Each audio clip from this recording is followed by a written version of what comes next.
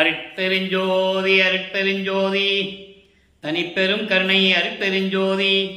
எல்லா உயிர்களும் இன்புற்று வாழ்க, வள்ளல் மலரடி வாழ்க வாழ்க, கொல்லா விரதம் குவளை எல்லாம் ஓங்குக, நல்லோர் நினைத்த நலம் பெறுக, நன்றி நினைத்த எல்லோரும் வாழ்க இசைந்து. உலக மக்களே, அறிவார்ந்த அன்பர்களே, ஆண்மநேய ஒருமைப்பாடுடைய அன்பர்களே, வல்லப்பமா நம்ம கருளிய திருவுட்பாவிலிருந்து அருப்பஞ்சோதி ஆண்டவருடைய திருவிளையாடல்களை பார்த்து கொண்டிருக்கிறோம். அருப்பஞ்சோதி ஆண்டவர் திருவிளையாடல் நடப்பதற்கான காரணம், இந்த பிரபஞ்சம் தோன்றிய காலத்திலிருந்தே அருப்பஞ்சாண்டவர் எவ்வளவோ திருவிளையாடல்கள் செய்திருந்தாலும் கூட கலியுகத்தினுடைய கடைசி கட்டத்தில் செய்த திருவிளையாடல் மிகவும் முக்கியத்துவம் வாய்ந்தது. சமயங்களும் மதங்களும் மார்க்கங்களும் சூழ்ந்திருந்த காலகட்டங்களில் இந்த 4 யுகங்களிலுமே கிரேதயுகம், திரேதயுகம், துவார யுகம், கலியுகம், இந்த 4 யுகங்களிலுமே சமயங்களையும் மதங்களையும் மார்க்கங்களையும் சார்ந்த தலைவர்களுடைய திருவிளையாடல்கள் எவ்வளவோ நடந்து கொண்டிருந்தன. சைவ சமயத்தினுடைய தலைவன் சிவபெருமான், வைஷ்ணவ சமயத்தின் தலைவன் திருமால். இப்படி அவருடைய திருவிளையாடல்கள் நடந்து கொண்டிருந்ததை உலக மக்களுக்கு தெளிவாக புராணங்களின் மூலமாகவும் காவியங்களுடைய மூலமாகவும் தெளிவுபடுத்தினார்கள். அருப்பஞ்சாண்டுடைய திருவிளையாடலை இந்த பிரபஞ்சத்தில் கூறாததற்கு காரணம், சமயங்களும் மதங்களும் மார்க்கங்களும் சாராத இறைவன், ஜோதி வடிவில் இருக்கின்ற இறைவன் என்ற காரணத்தினால் அருப்பஞ்சாண்டுடைய திருவிளையாடல்களை யாரும் கூறுவதற்கு மனம் வரவில்லை. இந்த நிலையில் சமயங்களும் மதங்களும் மார்க்கங்களும் முடிந்துவிட்ட காலகட்டங்களில் 4 யுகங்களிலுக்குமே ஆயுள் காலம் உண்டு. ஒவ்வொரு ஆயுள் காலம் முடியும் போது அந்த யுகத்தில் தோன்றிய சமயங்களும் மதங்களும் மார்க்கங்களும் அழிந்துவிடும், அந்த யுகமும் அழிந்துவிடும். அதற்கு பிறகு ஒரு யுகம் பிறக்கும். கிரேத யுகத்திற்கு பிறகு திரேத யுகம், திரேத யுகம் அழிந்த பிறகு துவார யுகம், துவார யுகம் அழிந்த பிறகு கலியுகம். கலியுகம் 1900 ஆண்டுகளிலே முடிந்துவிட்டது என்பதை நம்மளையெல்லாம் படைத்து காத்து கொண்டிருக்கின்ற இறைவன் வல்லப்பமானவர்கள் தெளிவாக அருளியிருக்கிறார்கள். அப்போ ஒளி யுகத்தில், சதுர் யுகத்தில், இப்போ நம்ம சதுர் யுகத்தில் இருந்து கொண்டிருக்கிறோம். இந்த சதுர் யுகத்தில் வாழ்கின்ற மக்களுக்கு ஒரு ஆன்மீக மார்க்க வேண்டும் என்பதற்காக அருப்பஞ்சோதி ஆண்டவர் சுத்த சன்மார்க்கத்தை உருவாக்கி அதை தன் மகன் கையில் கொடுத்து உலக மக்களையெல்லாம் சுத்த சன்மார்க்கத்தில் இணைத்து உலக மக்களெல்லாம் இன்புற்று வாழ வேண்டும் என்பதற்காகவே தனது அருளால் பெற்றெடுத்த ஓர் ஆண்மகனை செல்வப்பிள்ளை என்று பெயரிட்டு வளர்த்து கொண்டிருக்கிறார். அந்த செல்வப்பிள்ளையை இந்த பூலோகத்திற்கு ஒரு தாயின் வழியாக வருவிக்க செய்தார் அருப்பஞ்சோதி ஆண்டவர். நமது பிள்ளைப்பெருமானவர்களை வருவிக்க உற்ற இடம் சிதம்பரம் அருகிலே மருதூர் என்ற ஒரு கிராமத்திலே ராமையா பிள்ளை சின்னையம்மையவருடைய அந்த தம்பதியர்களுக்கு மகனாக வருவிக்க உற்றார். மகனாக வருவிக்க உற்றார் என்பது அவர் இறைவனுடைய மகன், ஒரு தாயின் வழியாக வருவிக்க செய்ய வேண்டும் என்பது இறைவனுடைய விருப்பம். காரணம், தனது மகன் 51 ஆண்டுகள் இந்த உலகியலிலே உலக வாழ்க்கையிலே ஈடுபட்டு சமயங்களும் மதங்களும் மார்க்கங்களும் கூறிய நெறிமுறைகளை பின்பற்றி கொண்டு சிவபெருமானை வழிபட்டு கொண்டிருக்க வேண்டும். இது காலத்தின் கட்டாயம். அதன் பிறகு சுத்த சன்மார்க்கம்தான் உண்மையான மார்க்கம் என்று உலக மக்களுக்கு சொல்ல வேண்டும். அந்த நிலைகளெல்லாம் முடிந்துவிட்டது. சமயங்கள், மார்க்கங்கள், மதங்களுடைய நிலைகளெல்லாம் முடிந்துவிட்டது, அது தேவையில்லை, அதெல்லாம் பயனற்றவை என்று உலக மக்களுக்கு கூற வேண்டும். அப்போ தனது மகன் உலகிலே இருக்க வேண்டும். நல்லா புரிஞ்சுக்கணும். நீங்கள் ஒரு இடத்துல வல்லப்பமான் கேட்பார் அவங்க அப்பா கிட்ட, அருப்பஞ்சாண்டவர்கிட்ட, என்ன மட்டும் ஏன் ஒரு தாயின் கருவறையில் 10 மாதம் இருட்டைகளை இருக்க வச்சு என்னை கொண்டு வந்தேன்னு கேட்பார். அதுக்கு அவர் பதில் சொல்லுவார், நீ மக்களோடு இருந்து சுத்த சன்மார்க்கத்தை சொல்ல வேண்டும், சுத்த சன்மார்க்கம் விளங்க வேண்டும், நீயும் விளக்க வேண்டும் என்று கூறுவார். அந்த பாடலுடைய விளக்கங்களை எல்லாம் பார்த்து விட்டோம். இதை ஏன் கூறுகிறோம் என்றால், சுத்த சன்மார்க்கத்துடைய நெறிகளையும் வல்லற்பெருமானுடைய அருள் ஆற்றலையும் உலக மக்களுக்கு தெரியப்படுத்த வேண்டும். வல்லற்பெருமானை பற்றி 202 ஆண்டுகளாக பொதுப்படையாக பேசினார்களே தவிர அவருடைய அருளாற்றலை பற்றி உலக மக்களிடம் யாருமே சொல்லவில்லை என்பதுதான் வேதனையான விஷயம். அதன் அடிப்படையில் இந்த வள்ளலார் ஊழியன் இறைவனுடைய அருளாலும் தயவாலும் பெற்றுக்கொண்ட விளக்கங்களை வைத்து உங்களிடம் அந்த விளக்கங்களை தந்து கொண்டிருக்கிறேன். இங்கே கூறப்படுகின்ற விளக்கங்கள் யாவும் 6 திருமுறைகளில் இருக்கின்ற விளக்கங்கள் என்பதை நான் பதிவு செய்ய கடமைப்பட்டிருக்கிறேன். கற்பனையாகவோ கதையாகவோ அல்ல இந்த விளக்கங்கள். திருவெற்பாவின் பாடல்களில் இருக்கின்ற விளக்கங்களை உங்களுக்கு கூறிக்கொண்டிருக்கிறேன். ஆக அந்த நிலையில் 1823ஆம் ஆண்டு தொடங்கிய திருவிளையாடல் நமது பிள்ளைப்பெருமானவர்கள் வருவிக்க உற்ற நாள் 5/10/1823. அப்போ 1823ஆம் ஆண்டு தொடங்கிய திருவிளையாடல் 1874, அதாவது 30/1/1874 இரவு 12 மணி வரையிலும் இறைவனுடைய திருவிளையாடல் தொடர்கிறது. இந்த 51 ஆண்டு திருவிளையாடல்களையும் இந்த 51 ஆண்டுகளையும் 8 ஆண்டுகளாக பிரித்து தனது மகனுக்கு எப்படியெல்லாம் அருளை கொடுத்தார் என்பதை தான் திருவெற்பாவிலிருந்தே பார்த்து கொண்டிருக்கிறோம். திருவெற்பா என்பது பிரபஞ்சத்தின் உண்மையை சொல்வது மட்டுமல்ல, பிரபஞ்சத்தில் நடந்த திருவிளையாடல்களையும் சுத்த சன்மார்க்கத்தை பெற்ற பிறகு தனது தந்தை தனக்கு எப்படியெல்லாம் அருளினார் என்ற பிரபஞ்சத்தின் உண்மைகளையும் கூறுவதுதான் திருவெற்பா. அந்த நிலையில் இருந்து கொண்டு நாம் பார்த்து கொண்டிருக்கிறோம். இப்போ வளர்ப்பமானவர்கள் ஒரு தாயின் கருவறையிலே இருக்கும்போது அங்கே இறைவனுடைய திருவிளையாடல் எப்படியெல்லாம் நடந்தது என்பதை நாம் விளக்கமாக ஏற்கனவே பார்த்து விட்டோம். இருந்தாலும் இன்று புதிதாக இந்த பதிவை பார்க்கின்றவர்களுக்கு விளங்க வேண்டும் அல்லவா? அதனால் ஒரு சுருக்கத்தை மட்டும் சொல்ல நான் கடமைப்பட்டிருக்கிறேன்.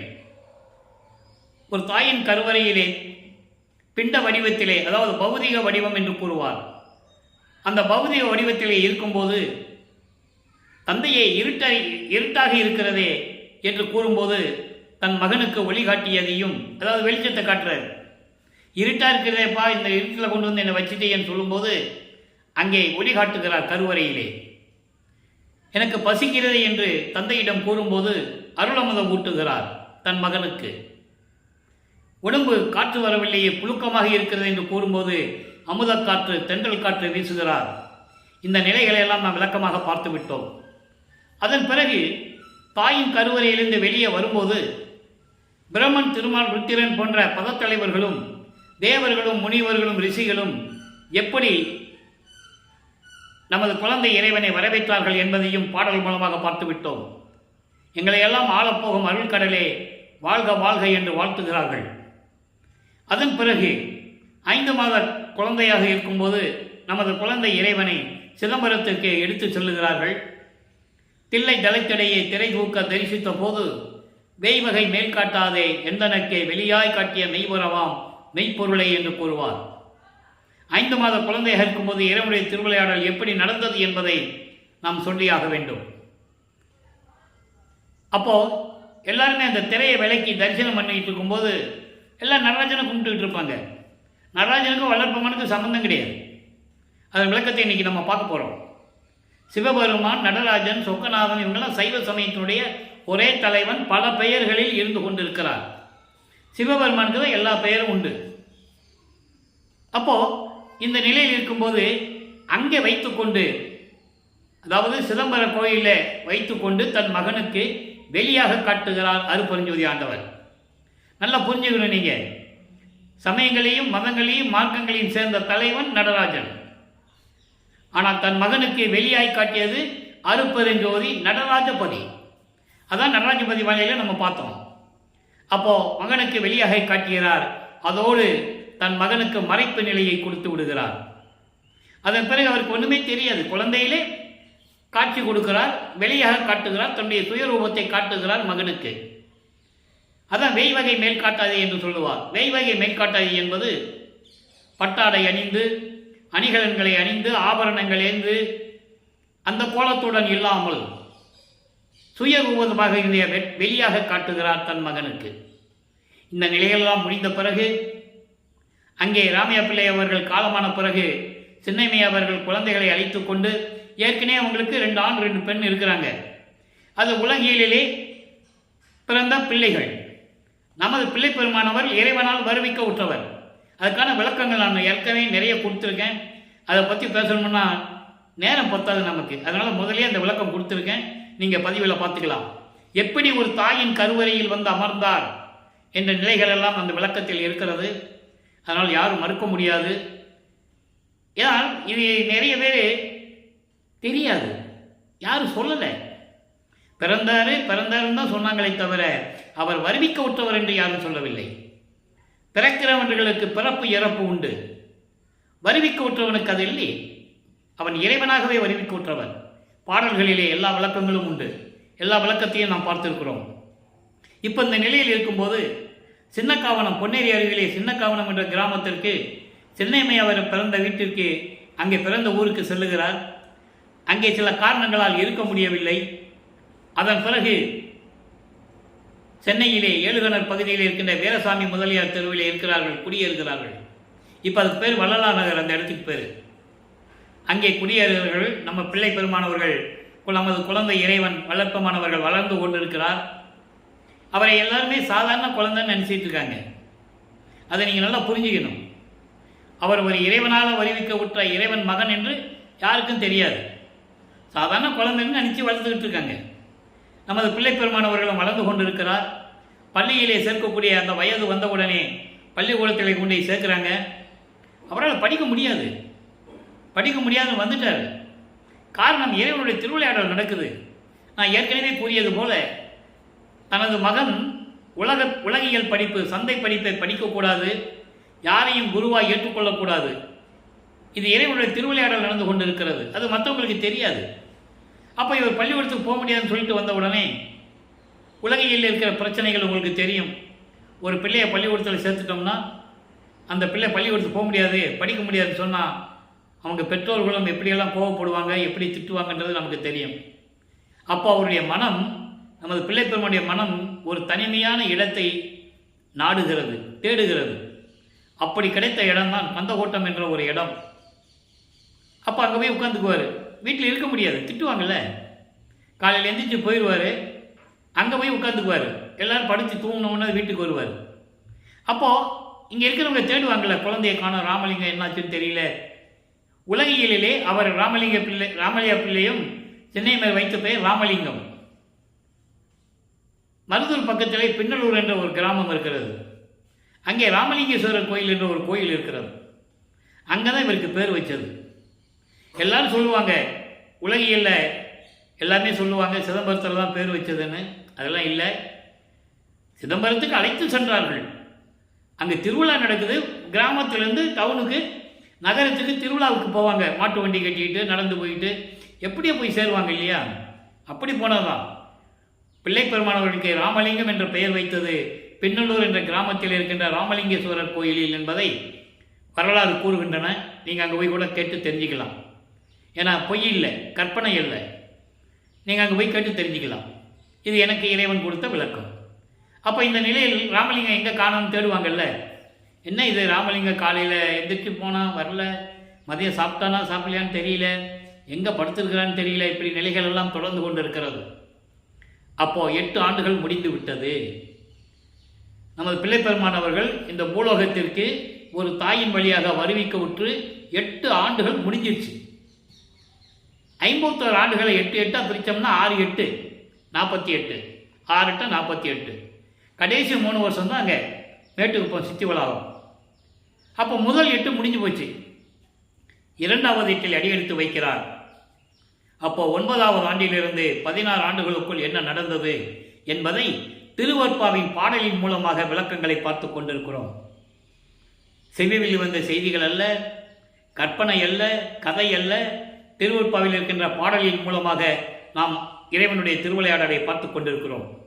இப்போ வல்லப்பெருமானவர்களுக்கு சுத்த சன்மார்க்கம் என்னன்னு தெரியாது, அருப்பஞ்சோதி ஆண்டவர் யாருன்னு தெரியாது. சைவ குலத்திலிருந்து வருவிக்க உற்றதனால் இவர் சிவபெருமானை வழிபட்டு கொண்டிருக்கிறார். சைவ சமயத்தில் இருந்து கொண்டிருக்கிறார். அந்த மார்க்கங்களை பின்பற்றி கொண்டிருக்கிறார். அப்போ பின்பற்றி கொண்டிருக்கும் போது சைவ சமயத்தின் அடையாளமாகிய திருநீர் பூசிக்கிட்டு இருக்காரு. இது ஒரு பெரிய சப்ஜெக்ட். திருநீர் பூசினார்னு சொல்லுவாங்க, பூசினார் தான். அப்புறம் அது வேண்டான்னு சொன்னார்ல, அதான் மக்கள்கிட்ட சொல்லணும்ல. சுத்த சன்மார்க்கத்தை வாங்கின பிறகு அந்த நிலையை தான் இப்போ நம்ம பார்த்துக்கிட்டு இருக்கோம். இந்த உண்மையை உலக மக்களுக்கு சொல்லணும். சுத்த சன்மார்க்கம்னா என்ன, சமயங்களும் மதங்களும் மார்க்கங்களில் சொல்லப்பட்ட நெறிகள்னா என்ன, அந்தந்த சமயத்துக்கும் தனித்தனி நெறிமுறைகள் உண்டு. சைவம், வைஷ்ணவம், கௌபாரம், சௌரம், காணாபத்தியம், இப்படி பல சமயங்கள் உண்டு, மார்க்கங்களும் உண்டு. கலங்க மார்க்கம், திராவக மார்க்கம், நவநீத மார்க்கம், பஸ்ம மார்க்கம், இந்த 4 மார்க்கம் அழிஞ்சு போச்சு. அந்த 4 யுகங்கள் இருந்தது. அதன் பிறகு ஏற்பட்ட தசா மார்க்கம், சர்புத்திர மார்க்கம், சக மார்க்கம், சமய மார்க்கம். இது குறிப்பிட்டு சொல்ல வேண்டும் என்றால் வளர்ப்பமானி கூறியிருக்கிறார்கள். திருநாவுக்கரசர் இருந்தது தசா மார்க்கம், சர்புத்திர மார்க்கம் திருஞான சம்பந்தர், சக மார்க்கம் சுந்தரன், சமய மார்க்கம் என்பது வாதபுரான் மாணிக்க வாசகர். இது விளக்கங்கள்லாம் நிறைய இருக்கிறது, அதுக்குள்ளே நம்ம போக வேண்டாம். இது ஏன் சொல்கிறோன்னா, இந்த நிலைகள் இருக்கும்போது வல்லப்பெருமானவர்களும் நமது பிள்ளை பெருமானவர்களும் அந்த நெறிகளை பின்பற்றி கொண்டு திருநீர் பூசிக்கொண்டு உத்தராஜமாலை போட்டுக்கொண்டு நமச்சிவாய சிவாயனம் என்று சொல்லி சிவபெருமானை வழிபட்டு கொண்டிருக்கிறார். இப்போ 9வது ஆண்டு தொடக்கத்தில் இறைவன் அவர் முன் தோன்றுகிறார். நல்லா கவனிக்கணும். அருப்பெருஞ்சோதி ஆண்டவர் தோன்றுகிறார். தோன்றி, நீ என்னால் வருவிக்க உற்ற மகன், உனக்கு ஞானத்தை கொடுக்கிறேன், பெற்றுக்கொள். காரண காரியங்கள் எல்லாம் உனக்கு முன்பருவம் பின்பருவம் காட்டி அருள் செய்வேன் என்று கூறி மறைந்து விடுகிறார். அதன் பிறகு இவருக்கு மறைப்பு நிலை ஏற்படுகிறது. என்ன நடக்குதுன்னு அவருக்கு தெரியாது. ஒன்று மட்டும்தான் தெரியும், இறைவனால் வருவிக்க உற்றவன் அப்படி நிலை மட்டும்தான் தெரியும். அருப்பெருஞ்சோதி ஆண்டவர் என்ற நிலை மறைக்கப்படுகிறது, அவருக்கு மறைப்பு நிலை வருகிறது. அதனால்தான் 32 ஆண்டுகள் வரைக்கும் அருப்பெருஞ்சோதி ஆண்டவர்னு சொல்ல மாட்டார். அந்த விளக்கத்தை தான் பாடத்தின் மூலம் நம்ம பார்த்துக்கிட்டு இருக்கோம். சிவபெருமான் சைவ சமயத்தின் தலைவனாகிய சிவபெருமானை ஏற்றுக்கொண்டு இறைவனாக ஏற்றுக்கொண்டு அந்த சமய சைவத்தினுடைய வழிமுறைகளிலே இருந்து கொண்டிருக்கிறார். அப்போ சரியை, கிரியை, யோகம் என்ற 12 நிலைகள் இருந்து கொண்டிருக்கிறார். சரியை என்பது தான் நினைத்த தலைவனை உருவகப்படுத்தி, அதாவது சிவபெருமான் உருவகப்படுத்தி இறைவனை வணங்குவது. கிரியை என்பது அந்த உருவத்திற்கு வேள்வி வளர்த்து மந்திரம் சொல்லி நமச்சிவாய சிவாயன்னு சொல்லி வழிபடுவது கிரியை. யோக நிலையில் இருந்து கொண்டு தியானம் பண்ணுவது. இதெல்லாம் சமயங்களையும் மதங்களையும் மார்க்கங்களையும் சார்ந்த ஒரு பிரிவுகள். சுத்த சன்மார்க்கத்தை அதெல்லாம் கிடையாது. அதன் விளக்கத்தை இன்னைக்கு நாம் பார்க்க போகிறோம். அப்போ இந்த நிலையில் இருக்கும்போது 9வது ஆண்டில் இறைவனால் வருவிக்கப்பட்ட நிலை தெரிந்த பிறகு ஏற்கனவே சிவபெருமானை வழிபட்டுக் கொண்டிருப்பதால் இறைவன் மீது முறையீடு செய்கிறார். உன்னால் வருவிக்க உற்றவன் எனக்கு ஏன் வந்து அருளை கொடுக்கவில்லை என்று முறையீடு செய்கிறார். இது 9வது ஆண்டிலிருந்து 12 ஆண்டுகளுக்குள் நடக்கிறது. இந்த நிலை ஏற்படும் போது முதல் திருமுறை 1ஆம் திருமுறை உருவாகிறது. நான் ஏற்கனவே கூறியது போல 8 பதிகங்கள், 712 பாடல்கள். நம்ம திருவருள் முறையீடு என்ற பதிகத்திலிருந்து இறைவனுடைய திருவிளையாடலை பார்த்து கொண்டிருக்கிறோம். மீதி பதிகங்கள் அந்தந்த காலகட்டங்களில் அந்த விளக்கம் வரும். ஏற்கனவே மகாதேவமாலை 100 பாடல்களுக்கு நான் 4 ஆண்டுகளுக்கு முன்னாலேயே 4 ஆண்டுகளுக்கு முன்னாலேயே உங்களுக்கு விளக்கம் கொடுத்துருக்கேன். திருவடி புகழ்ச்சியும் கொடுத்துருக்கேன். இறைவன் அருளால் எனக்கு ஒன்றும் தெரியாது. நான் தமிழ் இலக்கண இலக்கியம் படித்தவன் அல்ல. இறைவன் அருளால் கொடுத்த விளக்கத்தை நான் ஏற்கனவே கொடுத்திருக்கிறேன். அகவலுடைய விளக்கம் கொடுத்திருக்கிறேன். ஞான சரியை, சுத்த சன்மார்க்க விளக்கம், இப்படியெல்லாம் நிறைய விளக்கங்கள் நான் கொடுத்துருக்கேன். நீங்கள் பார்த்துக்கலாம், ஒன்றும் பிரச்சனை இல்லை. அப்போ இந்த நிலைகள் இருக்கும்போது இப்போ திருவருள் முறையீடு செய்கிறார். சிவபெருமானை பற்றி பாடுகிறார். 232 பாடலுடைய விளக்கங்களை பார்த்து விட்டோம். இதன் பிறகு சிவபெருமானை பற்றி பாடியாச்சு, தந்தையை பற்றி பாடியாச்சு. ஒருவேளை தாயை பற்றி பாடினால் அருளை பெற்று விடலாமோ என்ற ஒரு ஏக்கத்தில், ஒரு எதிர்பார்ப்பில் வடிவுடை மாணிக்கமணி பற்றி பாடுகிறார். வடிவுடை மாணிக்கமலை உருவாகிறது. மொத்தம் 100 பாடல்கள். இதுவரை 60 பாடலுடைய விளக்கங்களை பார்த்திருக்கிறோம். இன்றைய 61வது பாடல். இப்போ அவர் எந்த நிலையில் இருக்கிறார்? 2வது எட்டில் எந்த நிலையில் இருக்கிறார்? கணம் ஒன்றிலேனும் உன் உள்ள கவலை கடல் கடந்து குணம் ஒன்றிலேன் எது செய்கேன் நின் உள்ள குறிப்பு அறியேன். பணம் ஒன்று பாம்பு அணி ஒற்றி எம்மானிட பாலில் தெய்வ மனம் ஒன்று பச்சை கொடியே வடிவுடை மாணிக்கமே. தாயே, நான் தந்தையிடம் என்னை பற்றி முறையீடு செய்துவிட்டேன். நானும் உன் கணவனால் வருவிக்க உற்றவன்.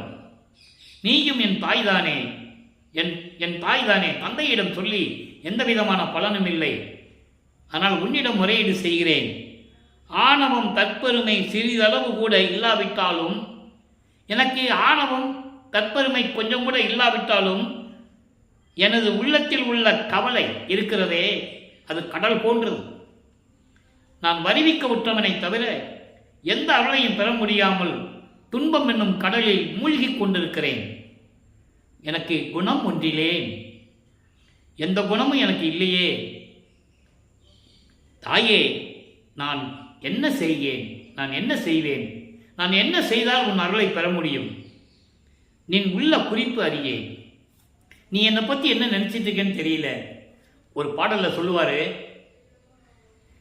நீயும் உன் கணவன் மட்டும் உன் 2 பிள்ளைகளோட நின்று சந்தோஷமாக இருக்கிறீங்களே.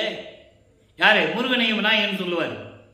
நீயும் உன் கணவனும் முருகனையும் விநாயகரையும் பக்கத்தில் வச்சுட்டு சந்தோஷமாக இருக்கிறீங்களே, அப்போ நான் யார் கேட்பார். நான் யார்? நான் உன் பிள்ளை தானே, எனக்கு அருளை கொடுக்கணும்ல.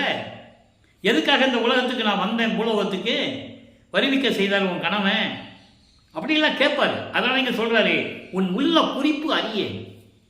நீ என்னை பற்றி என்ன நினச்சிட்டு இருக்குன்னு எனக்கு ஒன்றும் தெரியல.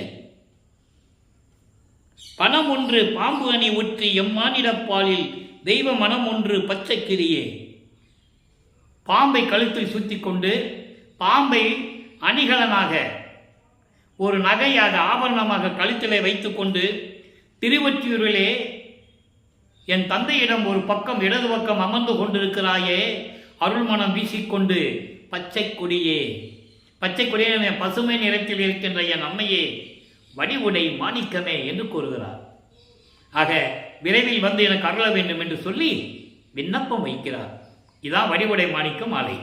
ஆக இந்த அளவுகளெல்லாம் நடக்கும்போது, இந்த நிகழ்ச்சிகளெல்லாம் நடக்கும்போது வல்லப்பெருமான் அவர்கள் 12 ஆண்டுகளுக்குள் இருந்து கொண்டிருக்கிறார். 13வது ஆண்டில் ஞானத்தை பெற்ற பிறகு திருவொற்றியூர் முதலாக சென்று கொண்டிருக்கிறார். நீங்கள் திருவொற்பாவை அதாவது அந்த புத்தகத்தை பார்த்தாலே உங்களுக்கு புரியும், எந்தெந்த பாடல் எந்தெந்த பதிகம் எங்கே அவர் பாடியது என்று சொல்லி அதில் இருக்கும். நீங்கள் கவனிக்கலாம் அதை. அதனால் உற்று கவனிங்க நீங்கள். ஏன்னா இறைவனுடைய திருவிளையாடலை சொல்லும்போது எல்லாருக்கும் புரியணும். யாரோ ஒருத்தர் பேசிகிட்டு இருக்கிறாரு, ஒருவேளை பொய்யா இருக்குமென்றெல்லாம் நீங்கள் நினைக்கக்கூடாது. அதுக்காக சொல்கிறேன். இப்போ இந்த நிலையில் இருக்கும்போது 13வது ஆண்டில் நமது பிள்ளைப்பெருமான் அவர்கள் ஞானத்தை பெற்ற பிறகு வீராசாமி முதலியார் தெருவிலிருந்து, இப்போ இந்த வள்ளலார் நகர்னு சொல்லுவாங்க, அங்கேருந்து திருவொற்றியூர் போனால் நடந்து தான் போகணும். நமது குழந்தை இறைவன் நடந்து தான் போகணும். அப்போ அவருக்கு எந்த சக்தியும் கிடையாது. அதுக்கப்புறம் எப்படியெல்லாம் சக்தி பெற்றுக்கொண்டார் என்பதை நாம் ஒவ்வொரு பதிவில் பார்த்துக்கிட்டு தான் இருக்கோம் இல்லையா? இப்போ நடந்து போகிறாரு, அங்கே போய் தியாகராஜ பெருமானை பற்றி பாடுகிறார். 2ஆம் திருமறை உருவாகிறது. 113 பதிகங்கள், 1707 பாடல்கள். இதுவரை 27 பதிகங்களுடைய விளக்கங்களை பார்த்திருக்கிறோம். அதனுடைய ஒரு சுருக்கம் சொன்னால் தான் அடுத்ததுக்கு நம்ம போக முடியும். சரி, அப்போ தியாகராஜ பெருமானை பற்றி பாடிக்கிட்டே இருப்பார். எந்த பிரயோஜனம் இல்லை, எந்த விதமான பலனும் இல்லை. அப்போ திருமலை வயலுக்கு போவார். அங்கே இருக்கிற சிவபெருமான் பேர் மாசிலாமணி. அவருக்கு ஊருக்கு ஒரு பேர் இருக்கே, மாசிலாமணி. மாசிலாமணி உருகி உருகி பாடுவார். என்னை வருவிக்க வச்சுட்ட, நானும் வந்துட்டேன். ஆனால் இப்படி அலைய வைக்கிறியே, உன்னை தேடி வந்தா ஏன் வந்த, எதுக்கு வந்தேன்னு கேட்க மாட்டேன்ற, ஊமை மாதிரி நிற்கிறியே, இது நியாயமா, இது தர்மமா, இந்த மகன் எவ்வளோலாம் துன்பப்படுகிறேன் என்றெல்லாம் சொல்லி வருந்தி வருந்தி வருந்தி மனம் உருகி உருகி பாடுவார். நமக்கே அழுக வரும். அந்த பாடலை நம்ம படிக்கும்போது நமக்கே அழுக வரும். 13 வயது குழந்தை இறைவன் நம்ம ஆளு. அப்போ நீங்கள் நினச்சி பாருங்கள், 13 வயசில் அந்த குழந்தை இறைவன் எப்படி பாடுபட்டிருப்பார். அதுக்கு பிறகு ஒருவேளை திருவள்ளித்தாயத்துக்கு சென்றால் அங்கே அருளை பெற்று விடலாமோ என்று சொல்லி திருவள்ளித்தாயன்னு ஒரு இடம் இருக்குது. வில்லிவாக்கத்திலிருந்து ஒரு 15 கிலோமீட்டர் இருக்கும். அது சென்னைக்குள்ளே தான் இருக்குது. அங்கே போய் மனம் உருகி உருகி பாடுவார். அங்கே சிவபெருமான் கந்த துணியை கட்டிகிட்டு இருப்பார். எனக்கு ஒரு கந்த துணியை கூட, நானும் கட்டிட்டு நிற்கிறேன், வரணும் பொருளாக பார்க்கட்டும். பெற்ற மகனை தெருவில் விட்டு விட்டானே என்று உன்னை இந்த உலகம் இகழ்ந்து பேசுமே, உன் மீது பழி சுமத்துமே, அதற்காகத்தான் நான் பயப்படுகிறேன் தந்தையே. உனக்கு அந்த பழி வரலாமா, அந்த இழிவு வரலாமா, உனக்கு விரைவில் வந்து ஆட்கொள்ள வேண்டும் என்று சொல்லி அந்த பாடல்களை எல்லாம் பாடியிருப்பார். அற்புதமாக இருக்கும். அதன் பிறகு நாரையும் கிளிகளையும் தூதனுப்பியது இறைவனிடம் எந்த விதமான பதிலும் இல்லை. அதுக்கு பிறகு குறைத்து பெண்ணிடம் போய் குறி கேட்பது, ஒரு ஜோசியர்கிட்ட போய் ஜோசியம் பார்ப்பது, திருவிழா கோலத்தை பார்ப்பது, நிறைய நிகழ்ச்சிகள் நடக்கும். அந்த விளக்கங்களை எல்லாம் பார்த்துட்டோம். இப்போ 28வது பதிகத்திலே சந்நிதி முறையீடு என்ற பதிகத்திலே 4வது பாடலை பார்க்குறோம். நல்லா கவனிங்க. அவருடைய மனம் எப்படி இருக்கு, அவர் மனம் எப்படி வேதனைப்பட்டது நல்லா நினைச்சு பாருங்க. இறைவனுடைய மகன்னு தெரியும், பூலோகத்துக்கு வந்தாச்சுன்னு தெரியும், யாருக்கையும் சொல்லவும் முடியாது, இறைவனும் வந்து அருளையும் கொடுக்கல. அவர் மனசு, அந்த குழந்தை இறைவன் எப்படி இருந்திருப்பான்னு பாருங்க. இப்ப பாருங்க என்ன சொல்றாருன்னு. வாதம் ஓதிய வஞ்சகரை காணில் ஓர் காதம் ஓடும் கடியேனை ஆளுவது, நீதமோ அன்றி நேரும் அநீதமோ, ஓதம் ஓது ஓதம் ஓது ஒளி ஒற்றி தளத்தானே. இது பாடல். இந்த பாடலுடைய விளக்கம் பாருங்க. வீண் வாக்குவாதம் செய்யும் வஞ்சகர்களை கண்டால், வீண் வாக்குவாதம் செய்யும் வஞ்சகர்களை கண்டால் ஒரு மைல் கல் தூரம், அதான் காதம் தூரம்னு சொல்றாரு, ஒரு மைல் கல் தூரம் ஓடும் இந்த எளியனை ஆட்கொள்ளுவது, இந்த எளியனை ஆட்கொள்ளுவது நீதியா என்று நீ கேட்கிறாயா, நினைக்கிறாயா, விரும்புகிறாயா? வேண்டாம், அது அநீதி. எப்படி சொல்றாரு பாருங்க. அதாவது வீண்வாதம் செய்து கொண்டு வஞ்சகர்களை காணில் நான் ஒரு மைல் தூரம் ஓடுறேன்னு சொல்லி எனக்கு அருளை கொடுக்காமல் இருப்பது இதுதான் சரி, இதுதான் நீதி என்று நீ நினைக்கின்றாயா? வேண்டாம், அது அநீதி, அது அநீதி. நான் உன் மகன் அல்லவா? அடுத்து சொல்ற பாருங்க. ஓதம் ஓது ஒளி ஒற்றி தளத்தானே. அப்படியெல்லாம் நினைக்காதே என் தந்தையே. கடல் அலைகள் மோதுகின்ற, கடல் அலைகள் மோதுகின்ற திருவொற்றியூரிலே இருக்கின்ற என் தந்தையே, விரைவில் வந்து எனக்கு அருள வேண்டும் என்று கூறுகிறார். அவர் இருந்த காலகட்டங்களில் கடலை ஒட்டி தான் இருக்குமா அந்த கோயில். இன்னைக்கு பல தூரம் விஸ்தீராயிடுச்சு, மக்கள் தொகை பெருக்கம், அதனால கடலை மூடி மூடி கொண்டு போயிட்டாங்க. அன்னைக்கு இருந்த நிலையை சொல்றாரு. கடல் அலை வந்து கோயில் பக்கத்தில் வந்து நிற்குமா, வீசுமா.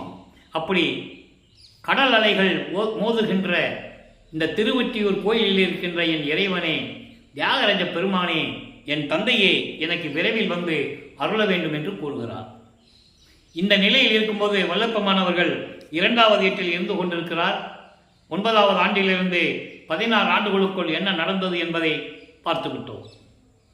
இப்போ 3வது ஏட்டில் அடியெடுத்து வைக்கிறார். 17வது ஆண்டிலிருந்து 24 ஆண்டுகளுக்குள் என்ன நடந்தது என்பதை 3ஆம் திருமுறையிலிருந்து எல்லா விளக்கங்களையும் பார்த்து விட்டோம். 19 பதிகங்கள், 235 பாடலுடைய விளக்கங்களை ஏற்கனவே நாம் பார்த்து விட்டோம். இப்போ இந்த 8 ஆண்டுகளில் என்ன நடந்தது என்பதை ஒரு சுருக்கம் சொல்லி ஆக வேண்டும். இப்போ காட்சிகள் மாறுகிறது. இப்போ இறைவன் காட்சி கொடுக்கிறார், சிவபெருமான் காட்சி கொடுக்கிறார், மகனுக்கு காட்சி கொடுக்கிறார். அதை கண்டு மனம் மகிழ்ந்து கொண்டிருக்கிறார். ஆனால் பேசுவது இல்லை. இவர் பேசுவாரா என்று காத்து கொண்டிருக்கும் போது மறைந்து விடுவது. அதன் பிறகு திருவிழா வீதி வரும்போது, பவனி வரும்போது ஒவ்வொரு தெருவில் போய் நிற்பார். அந்தந்த தெருவில் காட்சி கொடுப்பாரே தவிர மகனிடம் பேசியதில்லை. இந்த நிலைகள் தொடர்ந்து கொண்டிருக்கிறது. அப்போ அவருடைய மனநிலை எப்படி இருக்கும் என்பதை ஒவ்வொரு பதிகத்திலிருந்தும் ஒவ்வொரு பாடலிலிருந்தும் நாம் பார்த்து விட்டோம். அதன் பிறகு 19வது பதிகத்திலே இறுதி கட்டத்தில், அதாவது 24வது ஆண்டில் நம்ம பிள்ளை பெருமான் வைவிக்க விட்டு 24வது ஆண்டில் இப்போ சிவபெருமான் என்ன பண்ணுறாரு, அப்படியே கோயிலுக்குள்ளேருந்து வருவார்.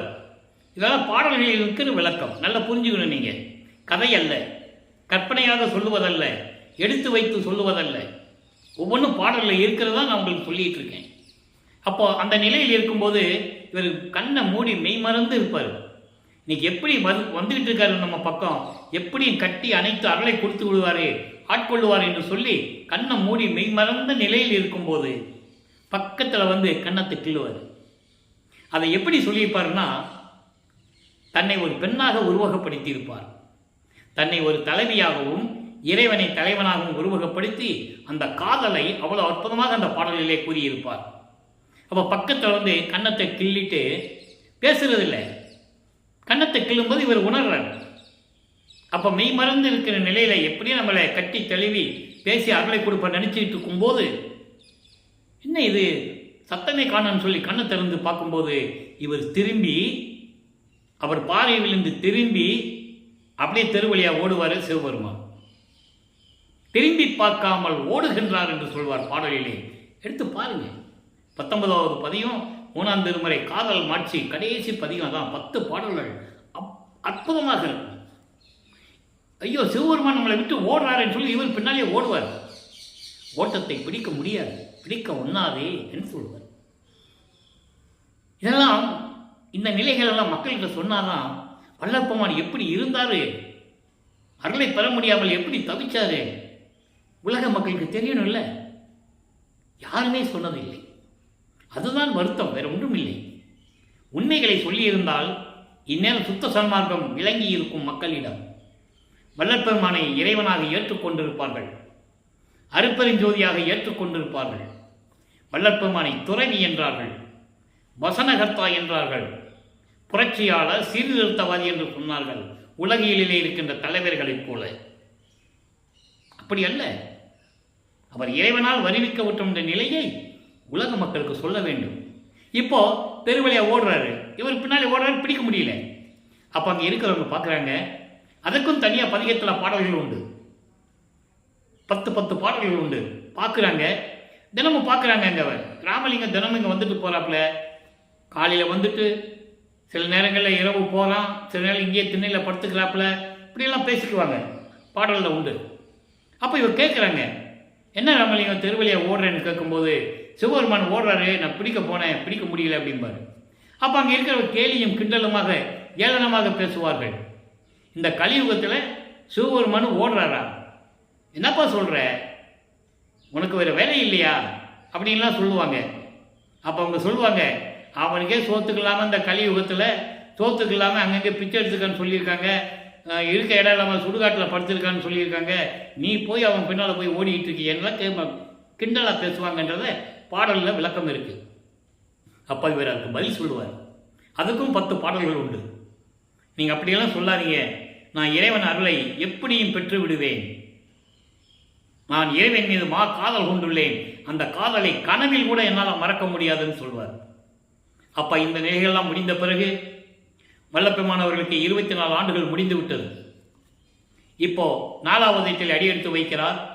25வது ஆண்டிலிருந்து 32 ஆண்டுகளுக்குள் என்ன நடந்தது என்பதை 4ஆம் திருமுறையிலிருந்து 8 பதிகத்திலிருந்தும் 197 பாடல்களுடைய விளக்கங்களை தெளிவாக பார்த்துவிட்டோம். அன்பு மாலை, அருட்பிரகாச மாலை, பிரசாத மாலை, ஆனந்த மாலை, பத்தி மாலை, சௌந்தரிய மாலை, அபராத மன்னிப்பு மாலை, அதிசய மாலை, 8 பதிகங்களுடைய விளக்கங்களை பார்த்து விட்டோம். இப்போ வல்லப்பெருமானவர்களுக்கு திருமணம் நடக்கணும், திருமணம் பண்ண சொல்றாங்க, இவர் முடியாதுன்னு சொல்றாரு, சொல்லிதான் ஆகணும். ஏன்னா அவருக்கு இல்லற வாழ்க்கை தேவையில்லை, இறைவனுக்கு எதுக்கு இல்லற வாழ்க்கை. ஆனால் அங்கே ஒரு திருவிளையாடல் நடக்கணும், இறைவனுடைய திருவிளையாடல் நடக்கணும். இவர் தனக்குடி அம்மையாருக்கு தாலி கட்டணும். அதனால்தான் அந்த அம்மா இவர் வருவிக்க உற்ற குடும்பத்தில் ஒரு பெண்ணாக பிறக்கிறார். அக்கா என்ற உறவில் ஒரு பெண்ணாக பிறக்கிறார் தனக்குடி அம்மையார். அப்ப அந்த பெண்ணுக்கு இவர் தாய்மாமனாகிறார், முறையாகிறது. அப்ப இவர் தாலி கட்டி ஆகணும், காலத்தின் கட்டாயம் அது. அது தன் தந்தை சொல்ல வேண்டும் என்பதற்காக அருப்பெருஞ்சோதி ஆண்டவர் கூறுகிறார். இப்ப அருப்பெருஞ்சோதி ஆண்டவர் யாருன்னு தெரியும், சுத்த சன்மார்க்கம் இருக்கிறது தெரியும். இப்ப எல்லா பற்றுகளையும் விட வேண்டும். இப்ப என்ன பண்ணாரு, தனக்குடி அம்மையாருக்கு திருமாங்கல்யம் பூட்டி தாலி கட்டி விமோசனத்தை கொடுத்து கர்ம வினைகளை எல்லாம் நீக்குகிறார். சஞ்சீதம், பிராரத்தம், அகாமியம் போன்ற நிலைகள் இருக்கின்ற கர்ம வினைகளை எல்லாம் நீக்கி மோட்ச வீட்டுக்கு வழிகாட்டுகிறார். இதோடு அந்த திருவிளையாடல் முடிஞ்சிருச்சு. அதுக்கப்புறம் இவர் பற்றுகளை துறந்து சரிய கிரிய யோகம் என்ற 12 நிலைகளை கடந்து எல்லாவற்றையும் துறந்து வெள்ளாடை அணிந்து முக்காடு போட்டு ரூமுக்குள்ள உட்கார்ந்து அறையில் உட்கார்ந்து கதவை சாத்திட்டார். இனிமேல் கதவை திறக்கக்கூடாது, எங்கேயும் போகக்கூடாது. இப்போ வல்லப்பெருமானவர்கள் 32வது ஆண்டில் இருந்து கொண்டிருக்கிறார். வருவிக்க உற்று 32 ஆண்டுகள். அப்போ இந்த நிலையில் இருக்கும்போது இறைவனுக்கு தெரிஞ்சிருச்சு, இனிமேல் மகனுடைய கோபத்தை இனிமேல் தூண்டக்கூடாது, காலங்கள் நெருங்கி கொண்டிருக்கிறது, நீ 19 வருஷம் தான் பாக்கி இருக்கு, நீ கருங்குடிக்கு போகணும், தர்மசாலைக்கு வரணும், வடலூருக்கு வரணும், அதுக்கப்புறம் மேட்டுக்குப்பம் போகணும். அப்போ அந்த திருவிளையாடலாம் நடக்கணும், நீ 19 வருஷம் பாக்கி இருக்கு. அதனால் அருப்பஞ்சாண்டவர் விண்ணுலகத்திலிருந்து பூலோகத்திற்கு வருகிறார். அதை எப்படியெல்லாம் பாடலிலே கூறியிருந்தார் என்ற விளக்கங்களை எல்லாம் 100 பாடல்களிலே பார்த்து விட்டோம். எனது தந்தை விண்ணுலகத்திலிருந்து பூலோகத்திற்கு வந்து நான் இருக்கும் தெருவிலே கால்வலிக்க நடந்து வந்து கதவை திறந்து ஒரு காலை உள்ள வச்சு ஒரு காலை வெளியே வச்சு மகனே என்று அழைத்து எனக்கு அருளை கொடுத்தார் என்று சொல்லுவார். அந்த விளக்கங்களை எல்லாம் பார்த்து விட்டோம். தத்துவங்களை கடப்பது, அந்த விளக்கங்கள்லாம் ஏற்கனவே சொல்லியாச்சு. தத்துவங்களை கடப்பது, அந்தங்களை கடப்பது, சரியக்கிரிய யோகம் என்ற 12 நிலைகளையும் கடப்பது, வெளிகளை கடப்பது, பரவெளி, பரம்பரவெளி, பராபரவெளி, பெருவெளி, பெருசுகவெளி என்ற வெளிகளை எல்லாம் கடப்பது. இதிலே பரவெளி என்பது சுத்த தேகத்துக்குரியது, பரம்பரவெளி என்பது பிரவண தேகம், பராபரவெளி என்பது ஞான தேகம். அப்போ 3 தேகத்தையும் பெற்றுக்கொண்டார், எல்லாத்தையும் பெற்றுக்கொண்டார். ஏமசித்தியை பெற்றுக்கொண்டார், தத்துவங்களை நிகரம் செய்வதை கற்றுக்கொண்டார். நிகரம் செய்வது என்பது தத்துவங்களை கடப்பது. இப்போ சுத்த சன்மார்க்கம் வாங்கணும், சாகா கல்வியை கற்றுக்கொள்ள வேண்டும். அதற்கு சுத்த சிவஞான வெளிக்கு போகணும். அதற்காக தான் கதவை பூட்டிட்டார். அவர் கதவை திறந்து எல்லா அருளையும் கொடுத்து வா மகனே என்று சொல்லி விண்ணுலகம் சென்று விட்டார் அருட்பெருஞ்ஜோதி ஆண்டவர். இவர் 33வது ஆண்டில் தத்துவங்களை கடந்து, அந்தங்களை கடந்து, சரியக்கிரிய என்ற யோகங்களெல்லாம் கடந்து மேலே சென்று கொண்டிருக்கிறார் சுத்த சிவஞான வெளிக்கு. அதுக்கான பாடல்களை ஆதாரபூர்வமாக விளக்கங்களுடன் ஏற்கனவே நம்ம பார்த்துட்டோம். அங்கே போகிறாரே சத்தியஞான சபை அங்கே இருக்குது. அந்த சத்தியஞான சபை படிக்கு கீழே வெளியே தான் நிற்கணும். யார் போனாலும் சரி, தேவர்கள், பிரம்மன், திருமால், ருத்திரன் போன்றவர்கள் யார் போனாலும் அங்கே தான் நிற்கணும். அந்த விளக்கங்களை எல்லாம் பாடல் மூலமாக நம்ம பார்த்துட்டோம். இவர் போகிறாரே, மகனே இந்த ஆடைகளை களைந்து விட்டு புனித நீராடி புத்தாடை அணிந்து அணிகலன்களெல்லாம் நகைகளெல்லாம் போட்டுக்கிட்டு மங்கள கோலத்துடன் வருவாயாக என்று சொல்லி தன் மகனுக்கு சிங்காசனத்திலே அமர வைத்து மணிமுடி சூட்டுகிறார். மகனே, இந்த சுத்த சன்மார்க்கம் பெற்றுக்கொள், இனிமேல் இது உன்மார்க்கம். அதனால்தான் தான் வல்லப்பமான் பாடலிலே சொன்னார், பெரிய சிவ அனுபவத்தால் சுத்த சன்மார்க்கம் பெற்றேன். இவர் ஒன்று நிறுவலை, தந்தை நிறுவனதை இவர் பெற்றுக்கொள்ளுகிறார், மகனிடம் ஒப்படைக்கிறார். பிரபஞ்சத்தை இயக்க வேண்டும், சுத்த சன்மார்க்கத்தை உலக மக்கள் எல்லாம் சுத்த சன்மார்க்கத்தில் சேர்க்க வேண்டும். அதான் சொன்னார். நான் ஏன் வருவிக்க விட்டுன்றது தெளிவாக சொல்றார். தினமும் அதை சொல்லிட்டு இருக்கோம். ஆன்ற சன்மார்க்கம் அணிபெற என்னைத்தான் ஈன்று. யார் ஈன்று? அருட்பெருஞ்ஜோதி ஆண்டவர் ஈன்று. அப்போ இறைவனுடைய திருவடையாளரால் மகனை பெற்றெடுக்கிறார். நல்லா புரிஞ்சுக்கணும். நீங்க அப்படிப்பட்ட ஒரு மகனை ஒரு தாயின் கருவறையிலே 10 மாதம் தங்க வைக்கிறார்.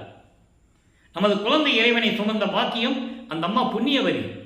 சின்னமையார் அவர்கள் புண்ணியவதி, மதிக்கக்கூடியவர், போற்றக்கூடியவர், மாற்று கருத்தில்லை.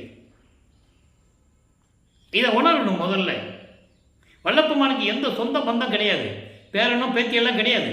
குடும்பம் நடத்தினாரா பேரன் பேத்தி வர்றதுக்கு? வருவிக்க விட்டதனால் ஏற்பட்ட சொந்தங்கள், அவ்வளவுதான். அவரே சொல்றாரு, நான் சொல்லலை, அவர் சொல்றதை நான் மக்கள்கிட்ட சொல்றேன். அந்த தாயவே சொல்லுவார், உபசாரத்தால் பெற்ற தாய் என்பால் ஒருத்தியின் கருவறையிலே நான் இருந்தேன்னு சொல்லுவார். அப்போ அந்த விளக்கங்களை நீங்க புரிஞ்சுக்கணும். ஏன் இதை சொல்றோம்னா, இறைவனால் வருவிக்க விட்ட வேண்டிய நிலை மக்கள் மனிதரை பதிய வேண்டும். அப்போ சுத்த சன்மார்க்கத்தை வாங்கிட்டாரு. அதனால தான் இந்த விளக்கங்கள்லாம் சொல்ல வேண்டியிருக்கு. இன்னும் மக்களுக்கு யாருக்கும் தெரியல, போய் சேரலை. இந்த விளக்கங்கள் எல்லாம் சொல்லலை யாரும். பொதுப்படையாக பேசினார்கள். சாப்பாடு போட சொன்னாரு, பசிக்கு சோறு போட சொன்னாரு, அதெல்லாம் சொன்னாரு தான், நம்ம இல்லைன்னு சொல்ல முடியாதுல்ல. ஜீவகாரணி ஒழுக்கத்தில் இருக்குல்ல. மற்ற விஷயங்கள் மக்கள்கிட்ட சொல்லணும்.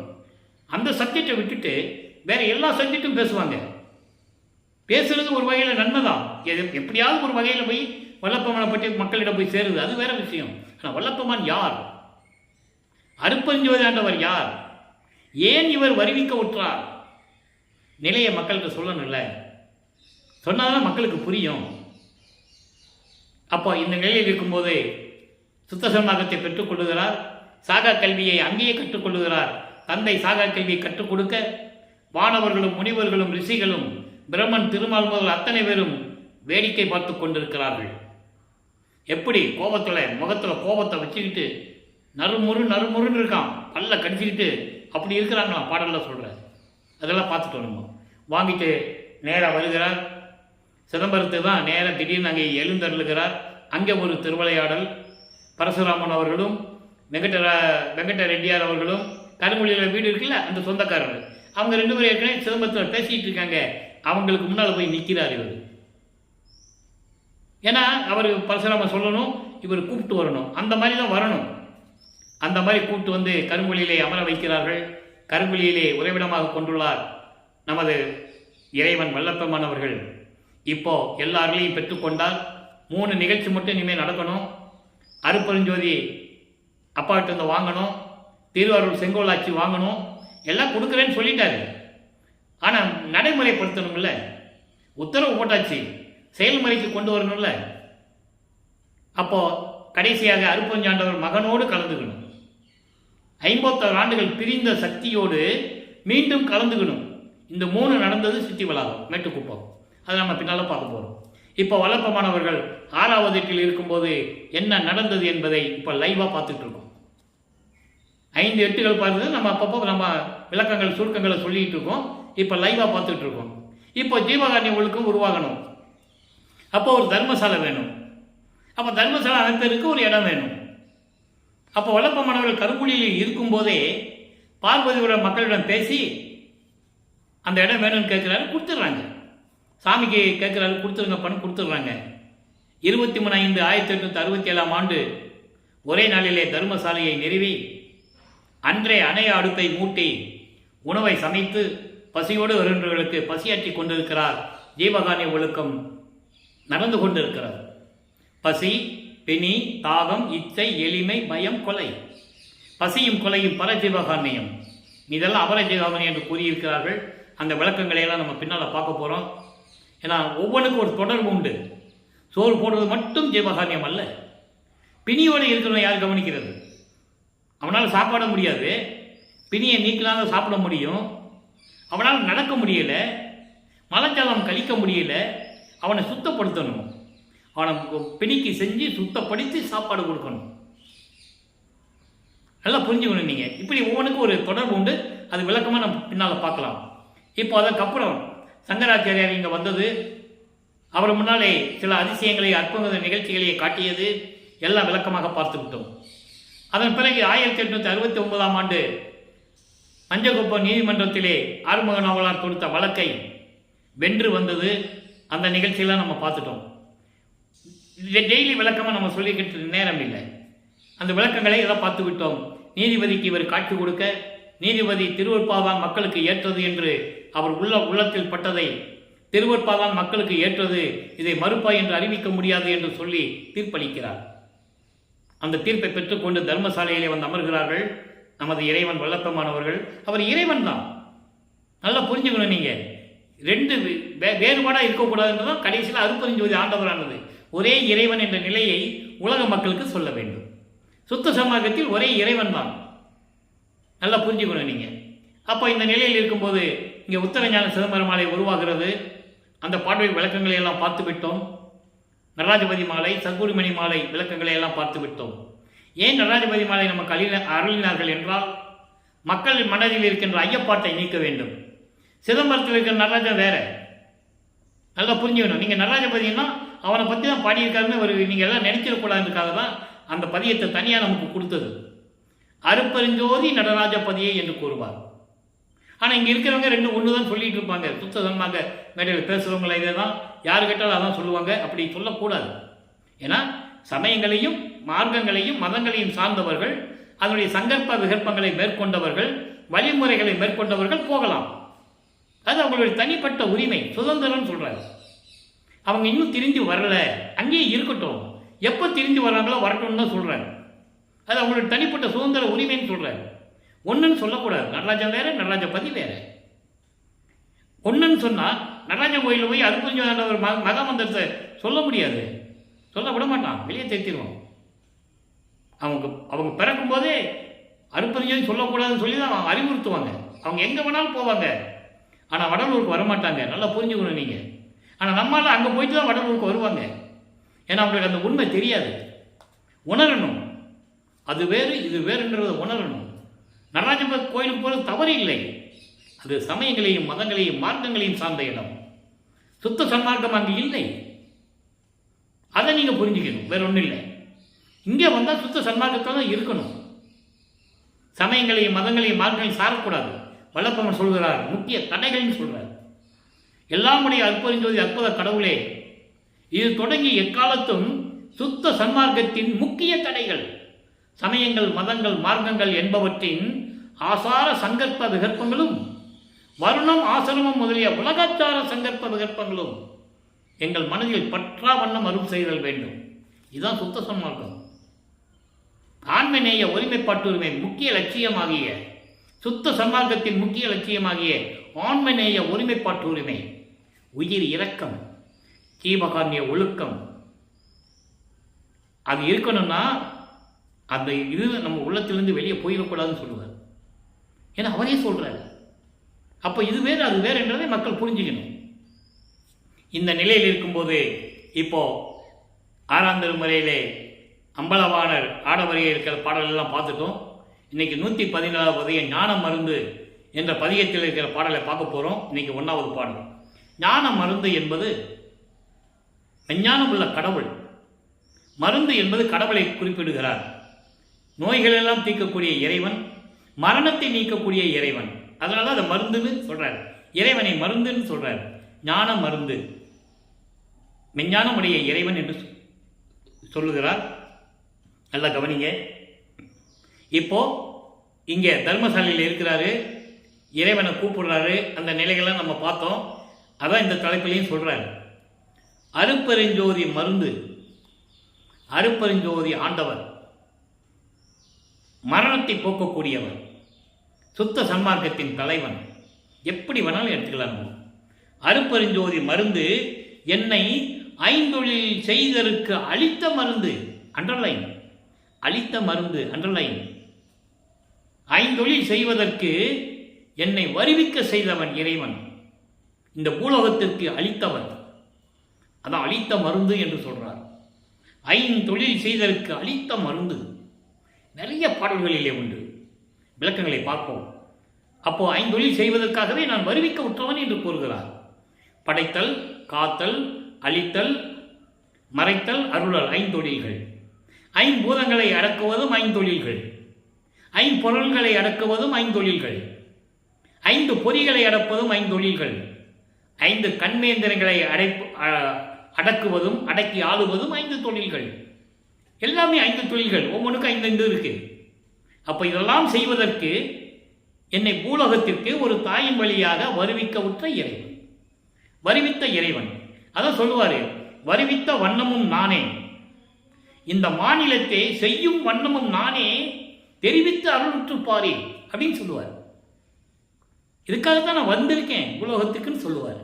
இதை மக்கள்கிட்ட சொல்லணும், மக்களை நம்ப வைக்கணும். சொல்லதான் அவங்க மனசுல பதியும்.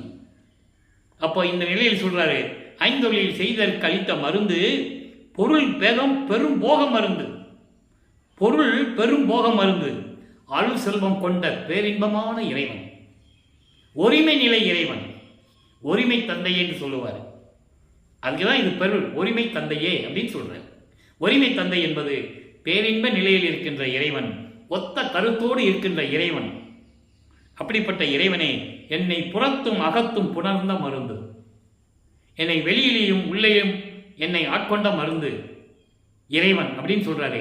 புறம் அகம் என்பது சூழ தேகம், சூக்கும தேகம், காரண தேகம், எப்படியோ தேகங்களை சொல்லுவார். இங்கே சூக்கும தேகத்தையும் தூள தேகத்தையும் சொல்றாரு. உள்ளத்திலையும் கலந்து கொண்டாய், வெளியிலும் கலந்து கொண்டாய் சொல்லுகிறார். இது அண்டங்களுக்கும் பொருந்தும், அண்டங்களுக்கும் பொருந்தும், அண்டங்களிலும் கலந்து கொண்டார்னு சொல்றது பொருந்தும். ஆக ஞானமர்கள் என்ன சொல்றாரு, தெளிவா சொல்லிட்டாரா? 5 தொழில் செய்வதற்கு தான் நான் வருவிக்க விட்டோம்னு சொல்லிட்டாரு. அது ஒரு பாடல்ல சொல்லுவார் பாருங்க. 6ஆம் திருமுறையில 88வது பதிகத்திலே, பாமாலை என்ற பதிகத்திலே 12வது பாடல்ல சொல்லுவாரு, ஆத்தி அழித்தல் முதலாம் ஐந்தொழில் ஓர் 5னையும் தேக்கி அமுது மீசை என்றான். அதாவது படைக்கும் தொழில் முதல் 5 தொழில்கள் இருக்கிறது, அது மொத்தமாக நீதான் செய்ய வேண்டும் என்று எனக்கு அருளினார். இதற்கு முன்னால் பிரம்மன், திருமால், ருத்திரன், மகேஸ்வரன், சதாசிவம் தனித்தனியாக பார்த்தாங்க. இப்போ மொத்தமாக நீ தான் செய்யணுன்றான். அமுது நீ செய் என்றான், தூக்கி எடுத்தான், அணைத்தான். தூக்கி எடுத்தான் என்ன அர்த்தம்? சமயங்களிலும் மதங்களிலும் மார்களிலும் நீக்கி என்னை ஆட்கொண்டான், அணைத்தான், அணைத்துக் கொண்டான், அருளை கொடுத்தான், இரவா தேகம் கொடுத்தான். இதெல்லாம் செய்யணும்னா என்ன பண்ணணும்? இரவா தேகம் இருக்கணும், மரணமில்லா பெருவாழ்வு இருக்கணும். அப்பதான் இதெல்லாம் செய்ய முடியும். இரவா தேகம் கொடுத்தான், சிற்றம்பலத்து என்னன்னு சொல்லுவார். அற்புதமாக இருக்கும். அதே போல 89வது பதியத்தில், திரு அருள்படை என்ற பதியத்தில் 10 பாடல்கள் இருக்கிறது. இது ஏன் சொல்றேன்னு நீங்க பார்க்கணும். இது உண்மையான்னு நீங்க பார்க்கணும். 10 பாடல்கள். 5 தொழிலையும் செய்வதற்காகவே என்னை ஆட்கொண்டாயின்னு சொல்லுவார். என்னை செல்வ பிள்ளையாக்கி வளர்க்கின்றாய், சன்மார்க்க சங்கத்தை நடுவிருந்து என்னை ஆளுகின்றாய், அப்படியெல்லாம் சொல்லுவார். ஆக இறுதியாக 147வது பதிகம் அனுபவ மாலையிலே 61வது பாடல். இப்போ ஏன் வளர்ப்பமான வருவிக்கப்பட்டார் என்ற நிலையை நம்ம பார்த்துட்டு இருக்கோம். இப்போ அனுபவ மாலை என்பது இறைவனிடம் பெற்ற அனுபவங்கள் உலக மக்களுக்கு சொல்லணும். அது எப்படி சொல்றாருன்னா, தன்னை மனைவியாகவும் இறைவனை கணவனாகவும் வர்ணனை செய்து, உள்ளத்தை தோழியாக வர்ணனை செய்து, ஒரு தோழி கிட்ட சொல்ற மாதிரி சொல்லுவார். அதான் நம்ம பார்த்துக்கிட்டு இருக்கோம். நல்ல கவனிங்க, பாடலை கவனிங்க. விளக்கம் உங்களுக்கு ரொம்ப எளிதாக புரியும், ரொம்ப ஈஸியாக புரியும். காமாலை கண்ணர் என்றும் கணக்கண்ணர் என்றும் கருதும் பல குறி கொண்ட கண்ணர் என்றும் புகன்றேன். நேற்று பாடலில் சொன்னதை இன்னைக்கு அதை முதல்ல சொல்றாரு. நேற்று அந்த பாடல் விளக்கத்தை பார்த்துட்டோம். காமவெறி கொண்டவர்கள், காமவெறி கொண்டு உடம்பெல்லாம் பெண் குறியை கொண்ட இந்திரன் எல்லாம் நேற்று சொல்லியிருப்பாரு. அந்த விளக்கத்தை நம்ம நேற்றை பார்த்துட்டோம். பார்க்காதவங்க நேற்று பதிவை நீங்கள் பார்த்துக்கலாம். நேற்று பதிவில் நீங்கள் அதை பார்த்துக்கலாம். அதுக்கு முதலே இது சொல்றாரு. இப்படியெல்லாம் நான் சொன்னேன். காமத்தில், அதாவது காமம் கொண்டவர்கள், அதோடு மட்டுமல்ல ஆணவம் செருக்கோடு நின்று கொண்டிருந்தவர்கள், பல சாபங்களை பெற்றவர்கள். எத்தனை பேர் சாபம் பெற்றிருக்காங்களா? இவ்வளவு பேரும் இருக்கிறார்கள் என்று நான் சொன்னேன். எங்கே? விண்ணுலகத்தில், இந்த பிரபஞ்சத்தில் இருந்து கொண்டிருக்கிறார்கள் என்று நான் சொன்னேன். மாலும் அயனும். நல்லா கவனிக்கணும். இதெல்லாம் யாரும் சொல்ல முடியாது. எத்தனையோ புராணங்கள், காவியங்கள் உருவாகின. எத்தனையோ பேர் சிவனடியார்கள் உருவானார்கள். இறைவனை பற்றி பாடினார்கள், பாடல்களை கொடுத்தார்கள், போற்றி போற்றி என்று பாடினார்கள், முத்தி அடைந்தார்கள். இந்த விதமான பிரபஞ்சத்தின் உண்மையை அவர்கள் கூறியதில்லை என்பதை நீங்களே பார்த்துக்கலாம். அதான் திருவருட்பாவினுடைய ஒரு சிறப்பு அம்சம். மாலும் அவ்வயனும், அந்த திருமாலும் அந்த பிரம்மனும் இந்திரனும் விடமாட்டார். 3 பேரையும், தேவர்களையும் விடமாட்டாரு. பிரம்மனும் திருமாலும் இந்திரனும் இவர்கள் அன்றி மற்ற தேவர்களும் அசை அணுக்களான, அசை அணுக்கள் என்பது எனக்கு எப்படியாவது அதாவது இறைவனிலிருந்து தவத்தை, அதாவது வரத்தை வாங்கணும்னு சொல்லி தவம் இருக்கிறது. அசை அணுக்களான, இப்படி அணுக்கள் என்று சொல்லுகிறார் அவர்களை. தவம் இருக்கின்றவர்களை அணுக்கள் என்று சொல்லுகிறார். அப்படி அணுக்களான காமாலை சிறு மாயா சக்திகளும், மயக்கத்தை தரக்கூடிய மாயைகள் நிறைந்த சிறு மாயா சக்திகளும், யார் சொல்றாரு? பிரம்மன், திருமால் போன்றவர்களும், இந்திரனும் மற்ற தேவர்களும் தவம் இருந்து கொண்டிருக்கிறார்களே, வரத்தை பெற வேண்டும் என்று அந்த மாயா சக்திகளும், சிறு மாயா சக்திகள் என்று சொல்லுகிறார். சிறு மாயா சக்திகளும் இவர்கள் தாமோ, இவர்கள் எல்லாருமே சேர்ந்தாலும் கூட இறைவனுடைய அருளை பெற முடியாது. இவர்கள் தாமோ மாமாயை வரும் சக்திகள், மாமாயை கொண்ட சக்திகளும் இருக்கிறார்கள். சிறுமாயை, மாயை, மாமாயை, இப்படி மாமாயை கொண்ட சக்திகளும் சரி, ஓங்கார தேமாலை சக்திகளும், இப்படி ஒரு நிலைகளில் இருக்கின்ற அத்தனை சக்திகளும் விழித்திருக்க, காத்து கொண்டிருக்க, இறைவனுடைய அருளை பெறுவதற்கு இத்தனை சக்திகளும் காத்து கொண்டிருக்கிறார்கள். பிரம்மன், திருமால், இந்திரன் போன்றவர்களும் தேவர்களும் தவம் இருக்கின்ற அசைய அணுக்கள்னு சொல்றாரு. தவம் இருக்கின்றவர்களும் சிறு மாயா சக்திகளும் மாமாயை சக்திகளும் எல்லாரும் சேர்ந்து விழித்திருக்க, எப்படியாவது அருளை பெற வேண்டும் என்று காத்து கொண்டிருக்க, எவ்வளவு அற்புதமா சொல்றாருன்னு நீங்க கவனிக்கணும். தான் பெற்ற அனுபவங்களை, அருள் அனுபவத்தை தெளிவாக உலக மக்களுக்கு சொல்றாரு. எல்லாரும் விழித்திருக்க எனக்கே, அண்டர்லைன், எனக்கேன்ற வார்த்தையா திருவருட்பால் நிறைய இடத்துல வரும், நீங்க பார்க்கலாம், படிச்சிருந்தா பார்க்கலாம். எனக்கு என்னன்னா, எனக்கு மட்டும், வேறு யாரும் கிடையாது, எனக்கு மட்டும். எனக்கே திருமாலை அணிந்தார் சிற்றவையுடையார் தோழி. எனக்கு மட்டும் அருளை கொடுத்தார், வேறு யாருக்கும் கொடுக்கல. எப்படிப்பட்டவர்கள் அவர்களெல்லாம்? காமத்தில் திளைத்தவர்கள், போர்க்குணம் கொண்டு போர் செய்து உயிர்களை கொன்றவர்கள், கொலை குற்றவாளிகள், வருணமா கொலை பாதகன் பிரம்மன், நெடுமால் பயங்கர கொலைவாளி. தெளிவாக சொல்றாரு பாட்டில், யாரும் மறுக்க முடியாது. இதை ஏன் உண்மையை சொல்லுகின்றோம் என்றால், மக்களுக்கு தெரிய வேண்டும் என்றுதான் திருவுட்பாவிலே நமது பிள்ளை பெருமானவர்கள் அருளி இருக்கிறார்கள். அவர்களின் நிலையை உலக மக்களுக்கு சொல்ல வேண்டும். அவர்கள் ஆயுள் காலம் முடிந்து விட்டது, இறைவனுடைய திருவடிகள் இருக்கிறார்கள் என்று சொல்லுவார். எப்படி சொல்லுவாரே? நடனமாடுகின்ற சிற்றவையிலே நடனமாடுகின்ற என் தந்தையின் நடனமாடுகின்ற இடது காலிலே சுண்டு விரலில் இருக்கின்ற நகத்தில் ஒட்டி இருக்கின்ற துகள்கள் என்று சொல்லுவார். தூசின்னு சொல்லுவார். ஏன் அதை சொன்னாரே? நம்ம சிந்திக்கணும். அவர்கள் தூசின்னு சொல்றதுல என்ன அர்த்தம் நம்ம சிந்திக்கணும். அவர் வேணும்னு சொல்லலை இறைவன். அதாவது எந்த அருளும் இல்லாமல் கிடப்பாடற்ற நிலையில் இருந்து கொண்டிருக்கிறார்கள். எந்த அருளும் அவங்களுக்கு கிடையாது. ஏற்கனவே அவங்க இருந்த யுகங்கள் எல்லாம் ஏற்கனவே அவங்க நிலையெல்லாம் கழிஞ்சு போச்சு, இப்போ நிலையற்று இருக்கிறார்கள் என்று சொல்ல வேண்டும். அதான் இங்க சொல்றாரு. எல்லாரும் காத்து கொண்டிருக்க எனக்கே திருமாலை அணிந்தார், எனக்கே அருள்களை எல்லாம் அள்ளி கொடுத்தார். மட்டுமல்ல, மனம் புரிந்தார். மனம் புரிந்தார் என்பது என்னோடு கலந்து கொண்டார், என்னை ஆட்கொண்டார்.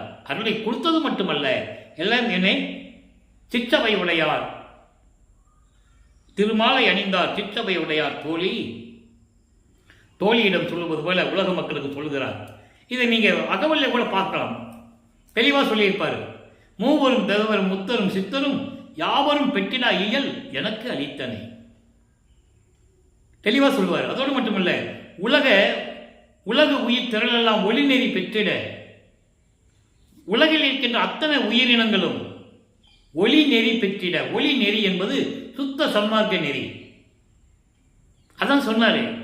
அகத்தை கருத்து புறத்தை வெளுத்திருந்த உலக அனைவரையும் சகத்தை திருத்தி என்பது அறிவுரை செய்து அவங்களுக்கு விளக்கி சொல்லி, சமயங்களும் மதங்களும் மார்க்கங்களும் தேவையில்லை மக்களே என்று சொல்லி அந்த அறியாமையை போக்கி திருத்தி சன்மார்க்கத்தை அடைவித்திட. அதான் இங்க ஒளி நெறி பெற்றிட என்று சொல்ற. அகவல் முடிவான முடிவு. இங்கே மேட்டுக்குப்பத்தில் வச்சு முடிவான முடிவு நிலையில எழுதுனது. சுருக்கமா சொல்றாரு 1.5 வரியில. உலகு உயிர் திரள் எல்லாம், உலகில் இருக்கின்ற எல்லா உயிரினங்களும் ஒளி நெறி பெற்றிட. ஊர்வன, பரப்பன, நடப்பன, உருவன தாவரங்கள், மனிதர்கள், தேவர்கள், அசுரர்கள் எல்லாருமே அது கணக்கில் 7 உலக அவத்தைன்னு சொல்லுவார். இந்த 7 வகையான பிறப்பு இறப்புகளில் இருந்து எல்லா உயிரினங்களும் ஒளி நெறி பெற்றிட, சுத்த சன்மார்க்கத்தை பெற வேண்டும். பெற்றிட இலங்கும் 5 தொழிலையும் யான் செய்ய தந்தனை. சுத்த சன்மார்க்கத்தை கொடுத்து 5 தொழில்கள் என்று சொல்லக்கூடிய படைத்தல், காத்தல், அழித்தல், மறைத்தல், அருளல் போன்ற 5 தொழில்களையும் நான் செய்யும்படி எனக்கு யான் செய்ய தந்தனை. இது மேல சொல்ல முடியாது. இதை மக்களிடம் கொண்டு சேர்க்கணும். சுத்த சன்மார்க்கத்தை பற்றி பேசும்போது இதெல்லாம் மக்களிடம் சொல்லணும். அப்பா சுத்த சன்மார்க்க நெறினா என்ன? சுத்த சன்மார்க்க நெறி என்பது, பிரதான நெறி என்பது கொலையும் புலையும் தவிர்த்திருக்க வேண்டும். உயிர்களை கொலை செய்வது, அந்த கொலை செஞ்ச பணத்தை நாறுகின்ற துர்நாற்றம் பிடித்த அந்த உணவை, பிண்டத்தை, அந்த பிணத்தை நம் உடம்புக்கு உணவாக எடுத்துக்கொள்வது, இந்த நிலையில் இருக்கக்கூடாது. அடுத்து இறைவன் ஒருவனே என்ற நிலையில் இருக்க வேண்டும். அவர் ஜோதி வடிவில் இருக்கின்றான், அருப்பஞ்சோதி ஆண்டவர். ஏன்னா கொலையும் புலையும் தவிர்த்து விட்டாலே உங்களுக்கு இறைவனுடைய அருள் கிடைச்சிடும். அது ஏற்கனவே நம்ம திருவிற்பால பாடலெல்லாம் விளக்க நான் சொல்லியிருக்கேன். 49வது பதிகம் காட்சி கழிப்பு என்ற பதிகத்தில் இருக்கும். கொல்லா விரதம் தன்னை கொண்டார் தம்மை தல்லானை, கொலையும் புலையும் தள்ளாரை தள்ளுவானை. இதை சுத்த சன்மார்க்க நெறி. இதை விட்டுட்டாலே போதும், உங்களுக்கு இறைவனுடைய அருள் கிடைச்சிடும். இறைவன் உங்கள் உள்ளத்தில் வந்துடுவார். ஆக இன்று பார்த்த இறைவனுடைய திருவிளையாடல் உங்களுக்கு புரிந்திருக்கும் என்று நான் கருதுகிறேன். ஒவ்வொரு நாளும் இறைவனுடைய திருவிளையாடல் ஒவ்வொரு விதமாக இருக்கும். எனவே நீங்களும் சுத்த சன்மார்க்கத்தில் இணைந்து கொலையும் புலையும் தவிர்த்து ஜோதியை, அருப்பெருஞ்சோதியை வணங்கி, அருப்பெருஞ்சோதி அருப்பெருஞ்சோதி தனிப்பெருங்கருணை அருப்பெருஞ்சோதி மகாமந்திரத்தை உச்சரித்து இறைவனுடைய அருளையும் செல்வங்களையும் எல்லாம் பெற்று நீங்கள் இந்த வையகத்திலே வாழ்வாங்கு வாழ வேண்டும். நோயற்ற வாழ்வில் நீங்கள் வாழ வேண்டும். மரணமில்லா பெருவாழ்வில் வாழ வேண்டும் என்று இறைவனுடைய தயவாலையும் கருணையாலையும் வாழ்த்தி இந்த வள்ளலார் ஊழியன் விடைபெறுகிறேன். நன்றி, வணக்கம். அருட்பெருஞ்சோதி அருட்பெருஞ்சோதி தனிப்பெரும் கருணை அருட்பெருஞ்சோதி. நாளையும் இறைவனுடைய திருவிளையாடல் தொடரும். கண்டு மகிழ்ந்து இறைவனுடைய அருளை பெற்றுக்கொள்ளுங்கள்.